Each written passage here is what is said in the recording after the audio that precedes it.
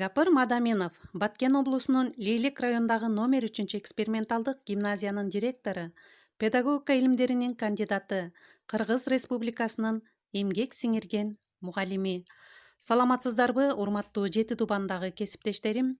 Талас облусундагы Жаш мугалимдер мектебинин координатору Гапыр Мадаминов агайыбыздын шакирти Салтанат Бейшенова.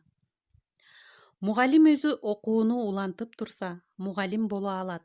Өзү окубай койду, демек ал мугалим эмес. Мугалим башкаларга билим берип, нур чачып туруусу үчүн өзү ар дайым билим дарыясынан азыктанып туруусу керек. Гапыр Мадаминов.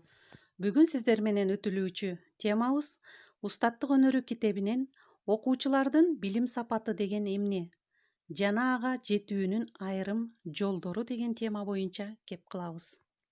Билим сапаты бул окуучулардын алган билимдеринин тереңдиги, кеңдиги жана бекемдиги.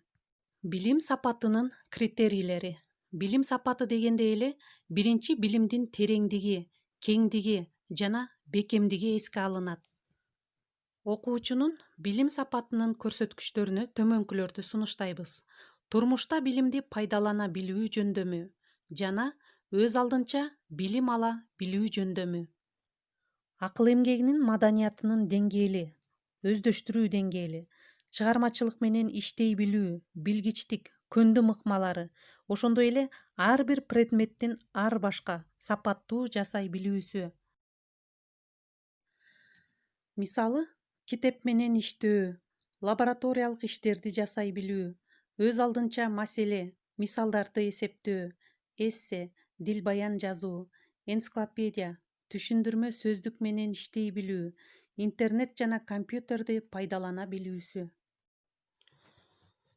Билим тарбия сапатын жакшыртуу жолдору.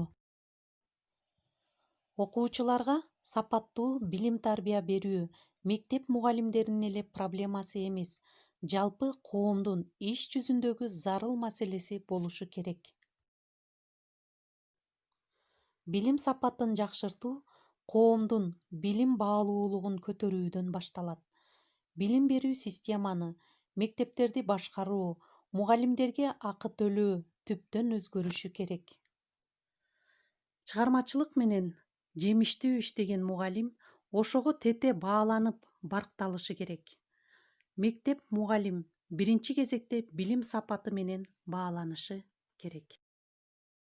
Бешинчиден, билим сапатын жогорулатыш үчүн ата-энелер өз баласынын билим сапатына көңүл буруусун, жоопкерчилигин көтөрүү керек. Алтынчы, окуучуларды дифференциалдуу жөндөмүнө жараша программа менен окутуу зарыл.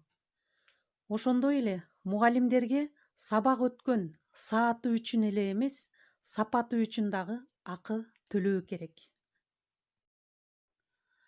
Ошондой эле мектеп жетекчилигин, директор, завучту баалоодо эң биринчи кезекте ошол мектептин билим тарбия сапаттарын дагы эске алуу керек.